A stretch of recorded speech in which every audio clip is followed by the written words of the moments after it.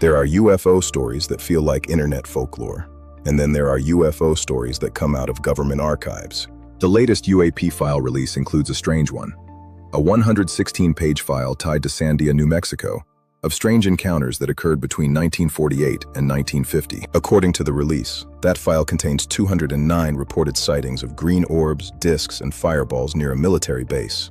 209 sightings. We're not talking about one guy in a field or one blurry photograph.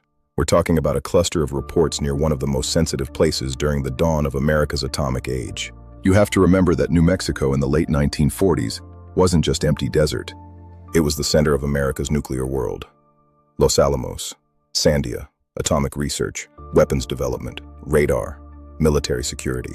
The Cold War beginning to harden into something dangerous. Then came the lights, green fireballs moving over the desert sky, bright, silent. Strange enough that scientists, military officers, the FBI, and Atomic Energy Commission officials had to discuss them seriously. In 1949, a conference was held at Los Alamos to figure out what people were seeing. Major scientists were there, government agencies were there, military investigators were there. And the explanations weren't simple. Meteors? Maybe, but some witnesses thought the fireballs didn't behave like ordinary meteors. Weather balloons? Not convincing. Aurora? Wrong place, wrong behavior. So the government created Project Twinkle, an attempt to photograph and study these green fireballs with observation stations and scientific equipment. The question isn't just, were they UFOs? The better question is, why were strange lights showing up around America's atomic infrastructure right as the nuclear age was being born? So what were the green fireballs of Sandia, New Mexico? The safe answer was natural phenomena, meteors, atmospheric effects, maybe people seeing ordinary things in an extraordinary moment. But the theories around this case got much stranger. One fear was espionage. This was the early Cold War, a time of deep suspicion and hidden agendas. The Soviets had spies, nuclear ambitions, and every reason to watch America's atomic program.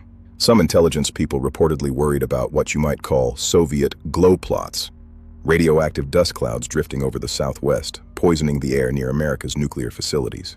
That sounds bizarre now, but it was a very real concern in the nuclear shadows of the 1940s. But in 1949, with the atomic world still new and terrifying, it wasn't hard to imagine the Kremlin testing something exotic in the desert. Another theory was reconnaissance, probes designed to watch our most secret installations. Silent, self-destructing probe systems. Foreign devices designed to drift near sensitive sites, trigger radar, measure response times, then disappear before anyone could recover the hardware. Not a spaceship, a spy system. Then came psychological warfare, a tactic designed to rattle the nerves of the American military. What if the point wasn't destruction? What if the point was panic? To cause strange lights to appear over Los Alamos, create rumors, rattle the scientists and guards, and make the Americans chase ghosts. And then the theories leave Earth entirely. Some early ufologists argued the fireballs were Martian scout probes, watching us because nuclear weapons had announced humanity as a dangerous species. Others went stranger, sentient atmospheric entities, glowing life forms drifting high above us, rarely descending low enough to be seen. And then there's the anti-gravity theory. Silent, horizontal flight paths weren't meteor behavior at all, but controlled craft using propulsion outside anything we understood. Maybe nature, maybe Soviet experiments, maybe secret machines. Or maybe the atomic age lit a beacon in the dark, and someone, or something noticed. This is Rex Colton. I'll see you next time.